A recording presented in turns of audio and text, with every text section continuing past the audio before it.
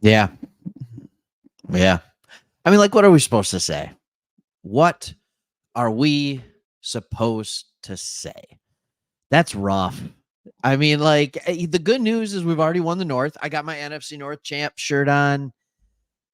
It was a good game to watch. There were a ton of mistakes, especially in the first half. We really cleaned up the mistakes in the second half, but other things plagued us. So I think in this live, really what we got to do is we've just got to talk about what the future looks like for the Lions. We'll talk about next week. Do we rest our starters? Don't we? The 2 seed seems like a really, really long shot at this point.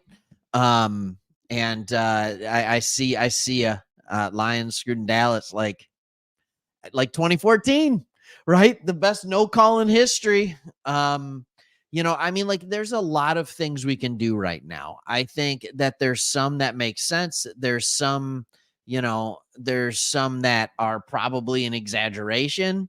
But let's kind of talk about a couple of things, because there were a few things that were good and there were a few things that were really, really bad. And let's just stick to us first. Let's not talk about the referees for a second. Let's just not talk about the refs for a second. The How do I want to put this? The play calling in the first half was definitely suspect on the offensive end. They kept running traps, they kept running draws, they kept running delays, and it just flat out didn't work. It did not work. Micah Parsons is too good, and you can't get that body on him. Laporte is great, and he's a great rookie tight end, and he proved that, especially in the last drive. But asking him to block Micah Parsons is really, really difficult. As far as the Decker reported thing, I agree. I know he did. What I was also hearing is that, he was covered on the end of the line, so it's illegal touching. So, like, whether he reported or not, it's still a 5-yard penalty. Now, the fact is they called him on that one. Yeah, they called it on that one. And you're right. Decker blew it. Like, it's one of those things. I think once all of that happened, and Dan Campbell talked about this, let's go to the end of the game. Going for it, of course, you have all the momentum in the world. You get the touchdown, you get the penalty, you get the 2-point conversion, and then you get the penalty. Even though you thought you just had the 2-point conversion, all of the momentum is gone at that point. And I think going for it again was probably not the best call. Then you get the offsides against Parsons, and you're like, okay, maybe. And then you go for it again. But at that point, it's like, what are we going to run? What's this going to look like? And Goff missed the throw. That he just missed the throw. Now, a couple of other things. When you look on the defensive side of the ball, and what I think I'm going to have to do here, I'll get box scores and stuff like that for everybody, and we'll keep, talking about the content and, and all of your messages, which is always why this is funny, right? Like, let's put this into perspective. We went into Dallas, who had won 15 in a row heading into this game at home. At home this year, they're winning by over 24 points per game on average. That is the best a team has done since 1962. The Dallas Cowboys have been so unbelievably dominant at home, it's not even funny. Like, it doesn't even seem fair. We went in there and we played them tough. Even though Jared Goff threw for 2 interceptions, even though CD Lamb did legitimately whatever he wanted. Whatever he wanted. He was going in, and he was able to just have his way. And I'm telling you, I'm going to pull up the box score, and you'll see that is absolutely true. So let me get the box score. We'll talk about this for a little bit, and then we'll continue talking with all of you. So let's get this box score going.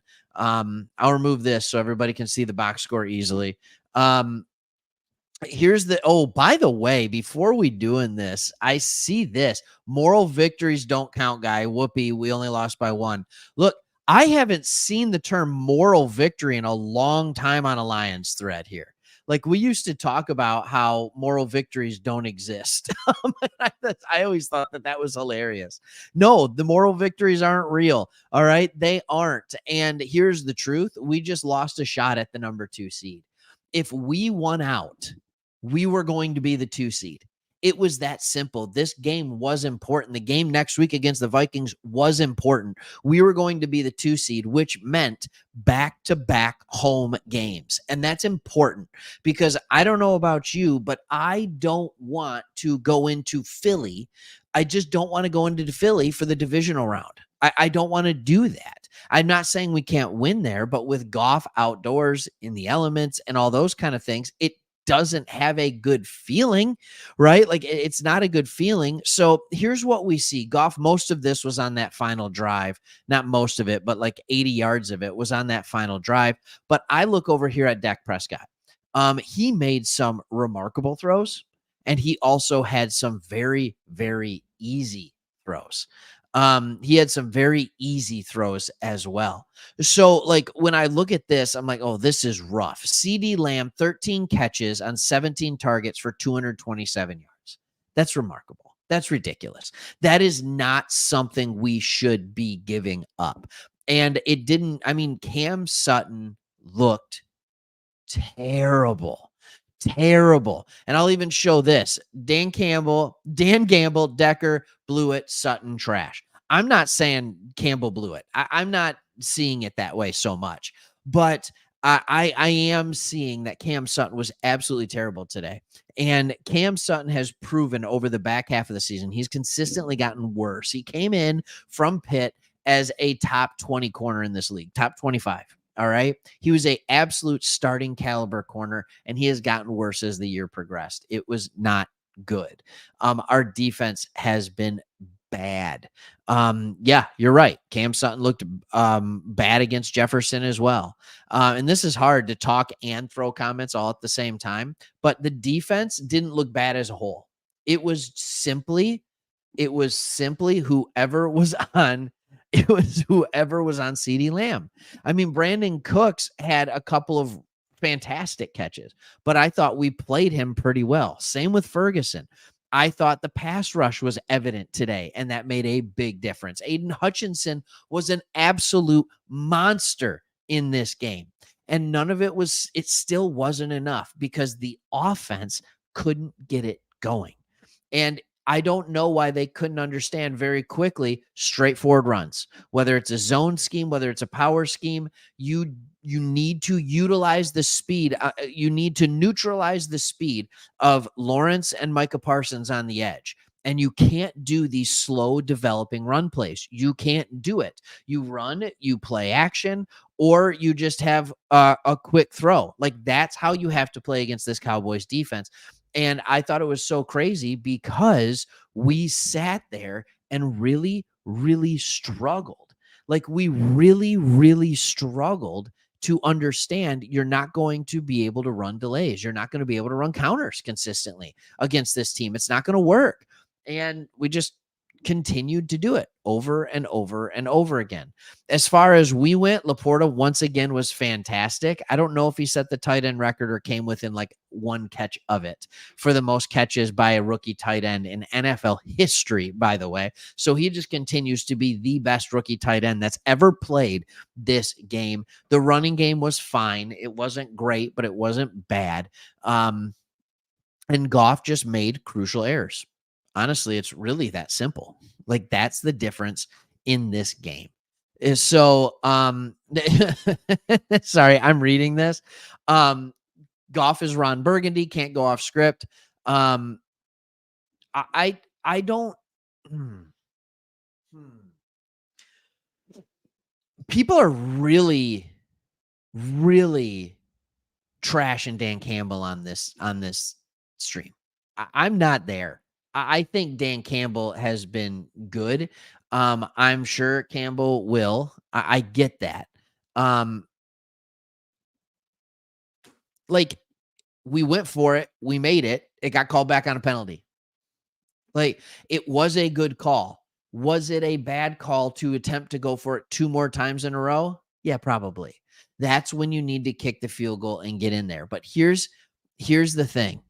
Here's the thing that we have to sit and we have to understand about this game.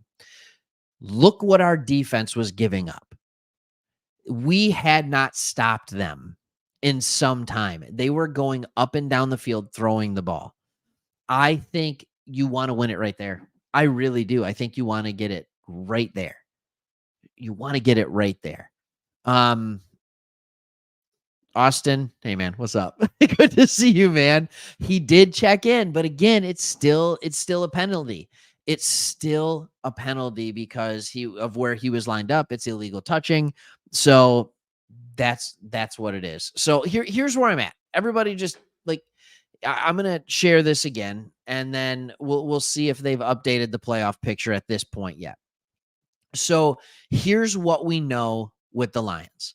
Here's what we know, and I'm gonna share this with all of you guys so you can see it as well.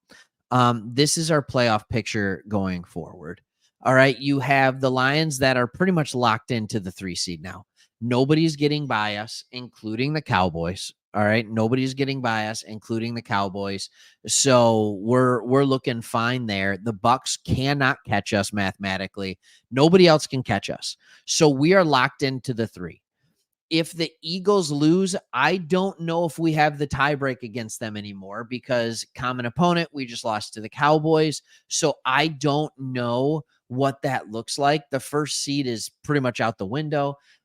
So the question we have to ask ourselves, and I want you guys to start sitting here and I want you to answer this question for me. Now that you know Detroit is almost fully locked into the 3 seed, and we have to see what happens this week. We'll see how that plays out. We have a whole slate of games tomorrow. So we need to figure out what that looks like. But if the Lions are locked into the 3, do you rest starters? Yes or no? Like, do you rest starters? That's the question you have to ask. We have another channel, Sports Talk Extra. We talk about the Browns. I'm asking the exact same question for the Browns. They're locked into the 5 seed. Like, pretty confidently, and depending on what happens, you'll know if they're locked in or not. So if the Lions are locked in, at 3, are you resting starters? I want to know. All right. That's what I want to know. Are we resting starters? And also, can we get guys like Houston back and CJ Gardner-Johnson? And are we going to have these guys back in time to get some reps next week? I would love to see that as well. But it was so hard, wasn't it? It was so hard to watch this game. We're in it. And let's not forget the amount of blown blocks. The first half by Graham Glasgow was the worst half I've seen a guard play for this team. And that's including Colby Sorsdahl. That's including Kayode Iwasika. Like, it was really, really bad. It was bad. And so we sit there and we got it. But here's where I don't go with all this. And I know this is where the comments are going. And I know you're convinced. I get it. I'm not going to sit here and say the NFL has a script. Lions, Rams have to play each other, and all that kind of stuff. I just, this loss, like 91-yard touchdown to CD Lamb, right? When we should have very easily had a sack. Barnes just shoulder checked him barely. I mean, like, barely at all. It was kind of crazy. And so, like, I do wonder in situations like this, like, we all think the NFL is scripted. That's the thing we want to go to. It's not. It's just not. Like, crazy things happen when you have the best athletes in the world running 1,000 miles an hour into each other and going like crazy. Like, just going like crazy. And so I don't know what that looks like, but here's, I think, what we can very confidently say. This is what I can say for a fact. That game was lost by probably 2 players, to be honest. Cam Sutton and Jared Goff. All right, sorry, I can't pound it here. No, I didn't mean to give a thumbs up there. Cam Sutton and Jared Goff. All right, This isn't a Dan Campbell loss.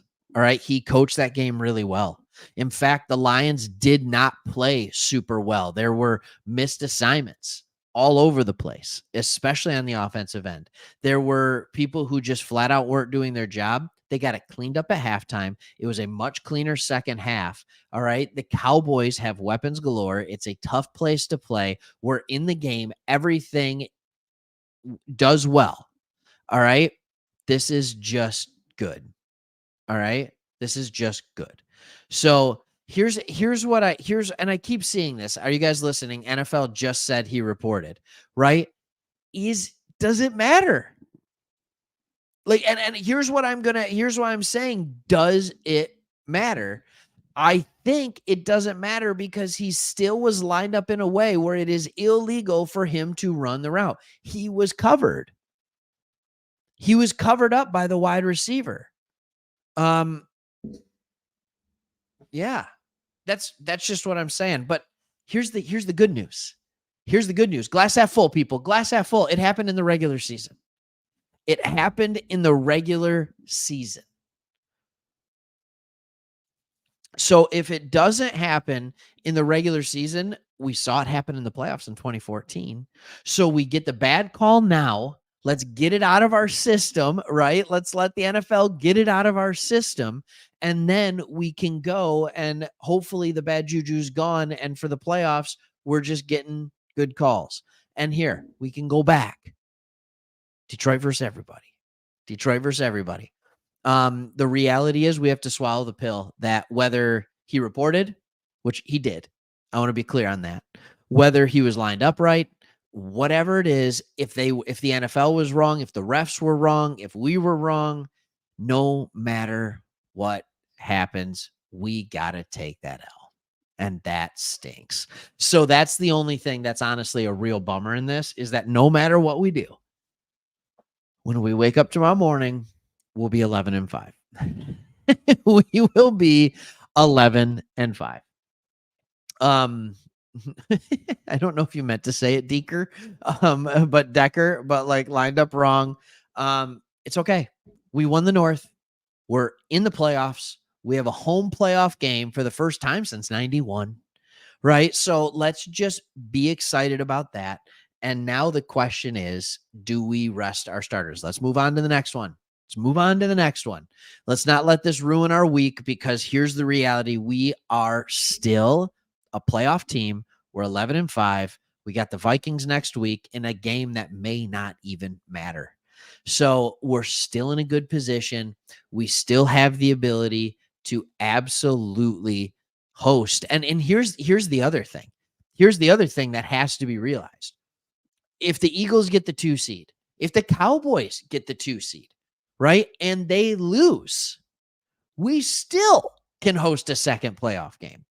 So there's a lot of good things to talk about. There's a lot of good things going on here. And I know that there's times where it's like, no, I'm just sorry. Mac, I'm crying uncontrollably on my floor. That's why it's a dark, this is dark right here, right? Because you turn the lights off because you don't want any of us to see you sobbing. Like, that's all right. That's all right. And did the refs take it from us? I was watching the game with my wife. She was into it. She felt the heartbreak too. And I'm like, that's all right. This is what happens when we go to Dallas. We get screwed. Like, that's what happens when we go to Dallas. In 2014, it happened. It happens all the time. All the time. Man. All right. We got more positive comments. That catch from Jameson was fire. Yes, it was. Let's hope that ankle's good. But again, with a 3 seed, let him rest. If he has to rest, let him rest. All right. All right. Stop being so positive. This was awful. What do you want? What do you want me to say? Like, do you want me to just come on here, start getting angry? Like, the fact is, we're in the playoffs. We're in the playoffs. I don't want to come in here and be positive. I wasn't positive at the end of that game. But at the same time, like, and I'm not even saying anything positive came out of this game. Nothing positive came out of this game. You're right. Like, Cam Sutton was terrible. Jared Goff showed that he can't carry a team. Like we know all that. But Hutchinson had 3 sacks. I thought Aaron Glenn actually called a good game defensively, which is the third time in 30 weeks, honestly, that he called a pretty decent game. Well, second time in 3 weeks. I don't think he called a good game against the Vikings. Um, no, we don't have to be positive. That's fine. Maybe this can be our place to get frustrated and to cry and to do all that kind of stuff. All right. maybe, maybe I'm trying to find this. I'm trying to click this comment. I wonder why Dallas is 8-0 at home and can't win on the road. Cough, refs, cough. So here's that's where it's at. So AA Rush, Ray, come on, man. Most negative human on earth right now. So you're fine. All right. You're fine. And I will admit, yes, refs were bad. Sutton should never play another down for the Detroit Lions, and Goff should have clutched up. Yeah, I hear you. I hear you. But we're 10 or 11-5. We're in the playoffs.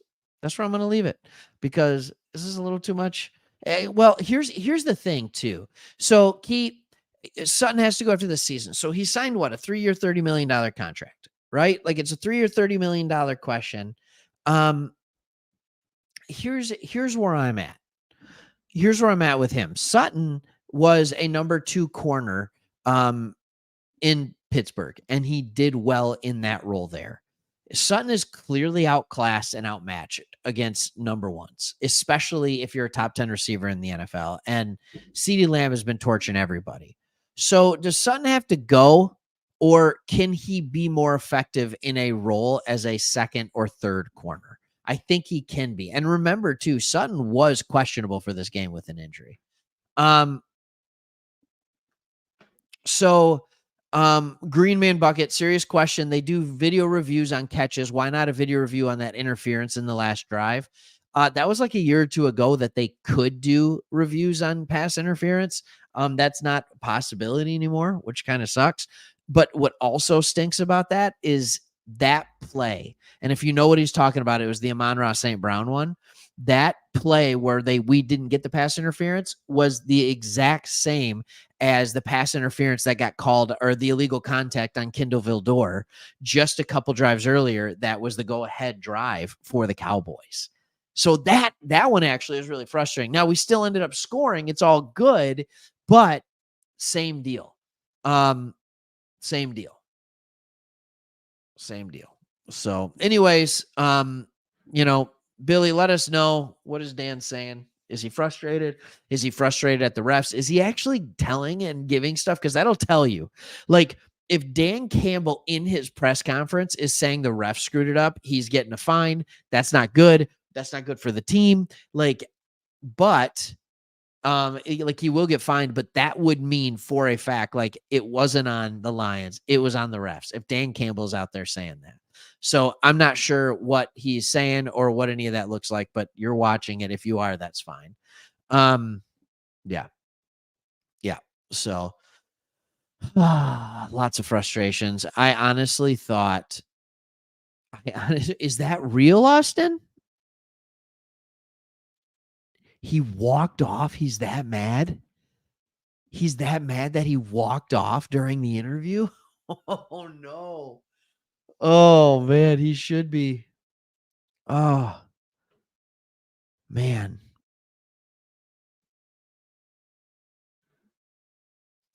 So here's the deal. Our defense sucks. Lamb 227 yards, really. Aaron Glenn, did you know why we wanted to get that 3 points? Because Dan have no faith in this crappy defense. Right. That's why we wanted to go for 2. That's why we wanted to go for 2 at the end. And I understand that. There were so many times where we had him doubled and had him bracketed, and the players just didn't play right. And when that happens once or twice, it's on a player. But when it happens all over the field, that's a coordinator thing. Is that a Aaron Glenn thing? Is that a Dre Bly thing? Like, at some point, we've got to realize, like, this secondary's weak, and I don't know what to do. So we already we know where we're going with this in the off season, right? Like, we got a lot of money. Are we going to go get a good corner, a number one corner? Are we going to do that in the draft? Like, we know we need an edge rusher and a corner. Like, that is what we need. That's the big one. That is the big one. Aaron says defense played well. They won that game. I'm assuming you mean Dallas won that game. Yeah, same deal. How y'all going to say defense sucked holding Dallas to 20 at home? I mean, the pass defense was terrible, but the run defense was phenomenal. The pass rush was phenomenal. If you got a pick, like, there were a lot of things that happened. Yeah. So, man, oh man. Troy Aikman hinted at to foul play in his post-game coverage. Deck clearly walked over with skip to the ref. Not our fault. Yep. And if he reports, maybe there's a conversation. Yeah, maybe. All right, Dwayne said you think it's a Dre Bly thing. Like, I mean, man, like, yes, no, maybe so, because there's some players that are getting better. If he is getting a ton better, Melifonwu is having. I mean, his last month has been unbelievable. He's one of the best players in the league right now. I mean, for the last month, like, for the last 3 weeks. That I'm not saying he's one of the best players in the league, but over the last 3 weeks, he's playing like a Pro Bowl caliber safety. Brian Branch has been fantastic. Cam Sutton, the opposite. He's been worse as the season goes on. Jerry Jacobs has gotten worse as the season goes on. Yeah, it's hard. Yeah. Same old NFL. They don't want the Lions to win anything. Yeah. Oh man. Yeah, it's tough. ESPN, yeah, I totally trust their judgment on calling it fairly. This is interesting. I was doing a ton of research because, we have multiple channels with multiple teams. Lions are our team. They're our channel. We have friends that are doing other teams. And, I'm researching what NFL teams have the biggest fan bases. And you know what number one is. It's Dallas. It's like 8.5 million or something like that. The Lions are sitting in the mid to late 20s out of the 32 teams. And you just wonder sometimes, like, Dallas, as much as we hate to admit it, it's good for ratings. All right. 49ers, Eagles are good for ratings. They just are. I mean, they just are. And so Chiefs are good for ratings. Those are the teams. But here's what I will say with Dan Campbell and his personality, his electric personality.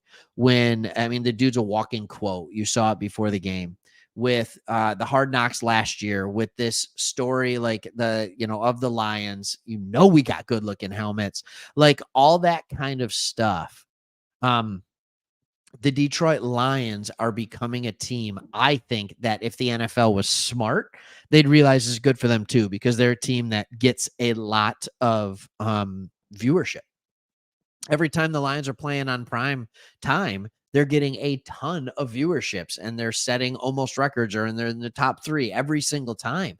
Like, people want to watch this team. They're a fun team to watch. And they're a team that people aren't used to seeing around the country, because last year, if you remember, we had 17 games. The first 16 of those games were played at 1 p.m. every single week, except for Thanksgiving Day. But other than Thanksgiving Day and the final week of the regular season, when they flexed the Packers game to Sunday night, every single one of those other games, 15 of our 17 games were played in a 1:00 slot, and the vast majority of the country never had the opportunity to watch us play. And then they got to see us go up against the Packers. They got to see us play the Bills tough in Thanksgiving. Then they got to see us beat the Packers on Sunday night. So the NFL put us on prime time like crazy this year, and we haven't disappointed. We haven't disappointed at all. So I think there's becoming a time. Yeah. And here we go. We just keep confirming this. This is hilarious. 60 days on video reporting to the head official, white hat. Official nods, then runs off, and then says he didn't report. It's crap. That is crap. So I understand it was what they called. Would they have called illegal formation or illegal touching or whatever that is, because he was set up there. So, anyways, a lot of stuff.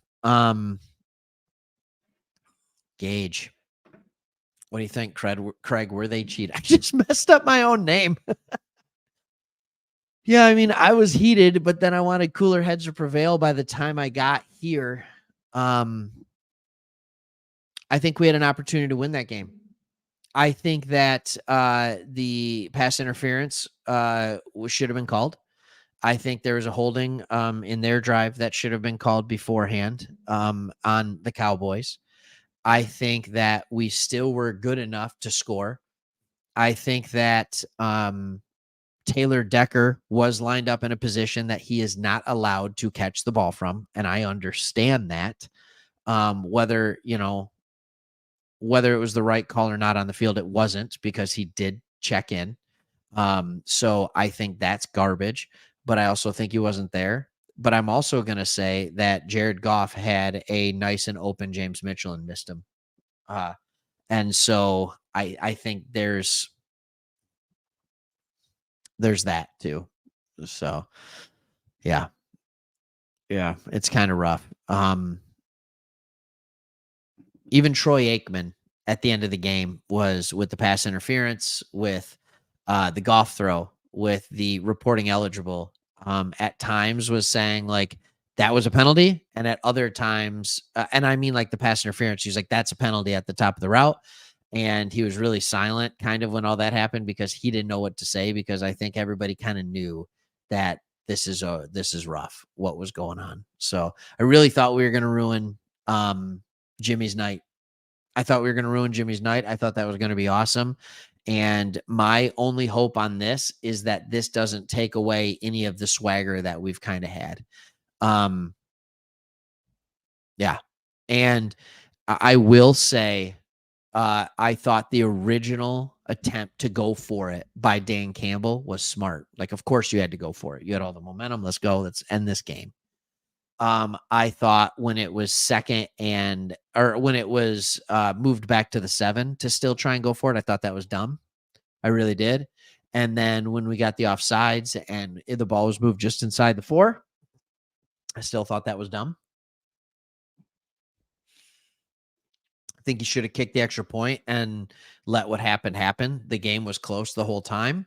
And that's just kind of where I'm at. So yeah, after 3 tries is tough. It is. But here's what's going to happen. I'm going to log off this in a few minutes. We're going to end the live stream, and I'm going to go to bed, and I'm going to have dreams. No. I'm going to have nightmares of CD Lamb running all over my team. Like, a CD Lamb was unreal. I'm going to have visions of Jared Goff missing. And here's the thing that I loved about this game. Ben Johnson allowed or told Goff to throw to the outside, right? Because Goff, for his entire career in Detroit and with LA, loves throwing the ball over the middle. But if you want to have success against good defenses, you have to be able to throw the ball outside the numbers too. So Ben Johnson was smart. He told Goff to do it, but Goff missed a lot of those throws. He did. So I do struggle with that.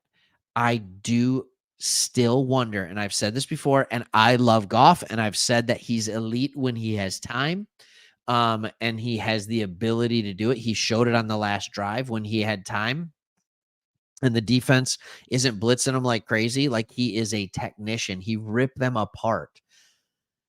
With that being said, do I think that Jared Goff is the guy that gets us a Super Bowl?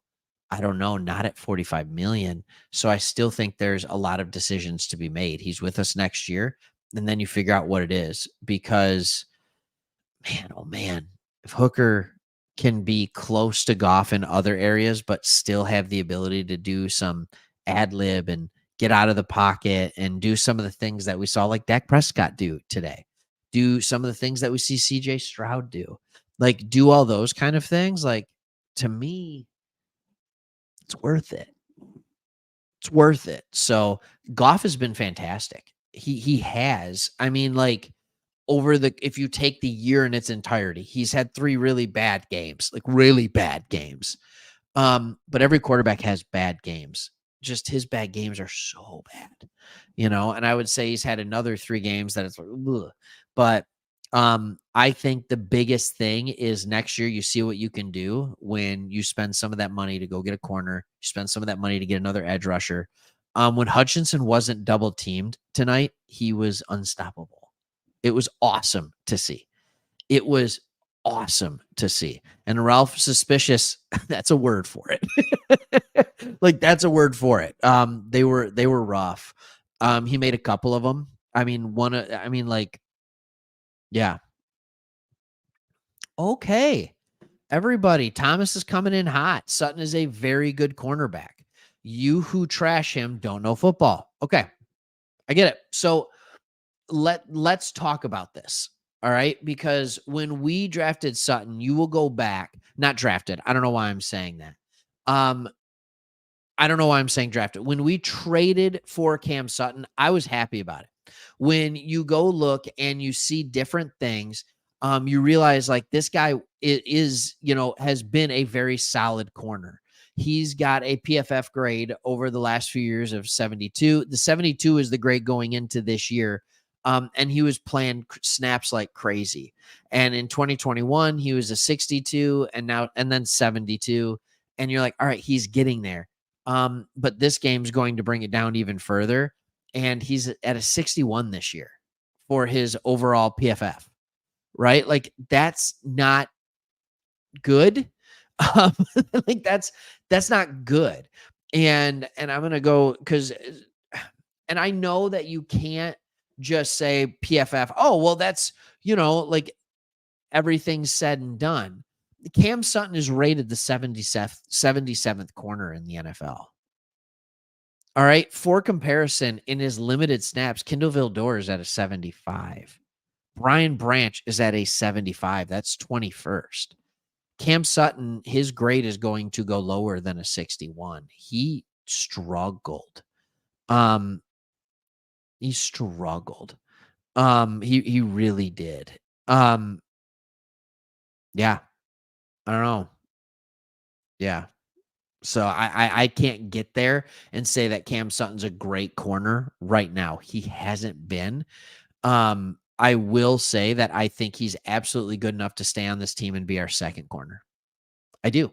And I would be happy with him as our second corner if we could go out and get a high quality corner that could become not necessarily even a shutdown corner, but a guy who can stay in the fight with CeeDee Lamb, a guy who can stay in the fight with A.J. Brown, a guy who can stay in the fight with Ayuk or Deebo Samuel, right? A guy who can stay in the fight with Mike Evans, a guy who can stay in the fight with Cooper Kupp or Puka Nacua, a guy who can stay in the fight with DK Metcalf. And if you're wondering why I'm saying these random people, if a guy who can stay in the fight with Jamar, with not Jamar, but with Jefferson, right? With Minnesota, a guy who can stay in the fight with Chris Olave of the Saints. And the reason I'm saying this is these are all the teams that we might play in the playoffs. And that's kind of where I'm at. So anyways, yeah. So, hey, Steve, thank you so much, man. Appreciate the gift. That's awesome. So naturally you're going to get your comment read. You say reminds me of the 1994 Lions, 2014 Lions. Is it the same old Lions yet? Why didn't Dan Campbell kick the extra point? Why didn't Barnes sack Dak? Blows my mind. All right. I get it. The Barnes play was bad. There was a lot of missed opportunities. There was, but here's what I say with the Detroit Lions. And I want to take the whole year kind of in perspective. And so I'm going to pull up and I'll see if I can share it with everybody. Because let's go year in review. And I know it only matters what happens come playoffs, but you have to get there first. We beat the Chiefs, right? And then we went on a nice little win streak and we beat what is going to be a very possibly a playoff team either in Tampa Bay or Atlanta. or New Orleans, right? Like one of those teams is going to be a playoff team. We go on the road and win in LA. We get the victory over New Orleans. We beat a red hot Denver team. We beat Minnesota when we have to close out the division. And then we are the only team that goes toe to toe with Dallas in Dallas. Right. So, like, overall, pretty good. It's pretty good. We're winning the games we're supposed to win. We don't really have any bad losses other than the Bears. And I know we got throttled by the Ravens, but what I mean is that was a loss that should not have happened. Bears, Packers maybe are the two losses that should not have happened. Early in the year against Seattle, like that's not an awful loss. So I feel like we're playing well. We're there. We're not a full team. Like, it becomes clear in things like this that, yep, we have good wide receivers, good enough. We have a great rookie tight end. We have a really good backfield. And we have a really good offensive line. And we have a quarterback that needs everything perfect. On the defensive side of it, we're not a full team. We have good linebackers, I think. Our secondary, our corners are awful. Honestly, you have to ask the question, do we have the worst cornerback room in the NFL right now? It's definitely bottom 5. And our defensive line outside of Hutchinson right now isn't getting the job done. They're doing good in run defense, but they can't rush the passer. So, like, it doesn't feel like a complete team. And when you don't have a complete team, these are the things that you struggle with sometimes. There's other teams that have complete teams. The San Francisco 49ers are a complete team. They don't have any glaring weaknesses, and they're 11-4. The Philadelphia Eagles, in my opinion, are a pretty darn complete team. They don't have any glaring weaknesses, a little bit in the secondary. They're 11-4. The Dallas Cowboys, honestly, are a pretty darn complete team. No glaring weaknesses. They're 11-5 just like us. I think what we've done is we've created a roster that has significantly more talent than we've had in the past. And I would argue that us getting to 11-5 is very impressive. I really do think that 11-5 is very impressive because I think this is a 9-7, 10-6 roster. And I think a lot of us at the beginning of the year picked the Lions to go about 10-7, 11-6. So, like, and that's partially because we looked at the schedule and we knew there was a lot of W's there. So I'm very intrigued by it. We have a roster that I think is good enough and a roster that absolutely can get better. And we have a crap ton of cap space this offseason. And we know what Brad Holmes does in the draft. So I would look for this team to get even better. Yes, I think they'll bring Goff back again next year. And I think they'll make another run for it with an even more talented roster. So, yeah. We'll end it kind of there. We'll end it on, I hope JMO's okay as well. I need him to be okay, at least for the playoffs. That changes the dynamic of this offense, that deep threat. And especially when you see Goff is able to make that throw. What a throw, by the way. Can we just say that one was just a bomb, like, while getting pummeled? Like, great throw. Great throw. So as long as JMO's healthy, that's good. No dog in the fight, but y'all got porked by the refs. Oh, wow. What an exciting game to be ruined by Team Zebra. All right. The casual observer. You have the last word. Everybody, thanks for tuning in. Even after a loss, coming on here, sharing your frustrations. That's all right. We're going to have a ton of videos coming out. Here's what I'll tell you right now. There's 195 of you. I was tweeting throughout the game. Go check out our Twitter, Sports Talk Detroit. We're on there. We're on Facebook. That can be another easy way for us to get our videos to you. And we're trying to get a little more involved in the social media game because the first 2.5 years, we didn't do any of it. We're just solely YouTube. But we love talking and interacting with all of you. So go check those out right now. Sports Talk Detroit, both on Facebook and on Twitter. We're pretty new to that with Sports Talk Detroit. So get those subs up for us. Hey, everyone, thank you so much. Thanks for watching. Thanks for hanging out after this. Sorry the Lions lost. I hate it. Kills me. But at the end of the day, remember, we're in the playoffs and we're at a home game. Are you going? All right. Thanks for watching. See you on the next one.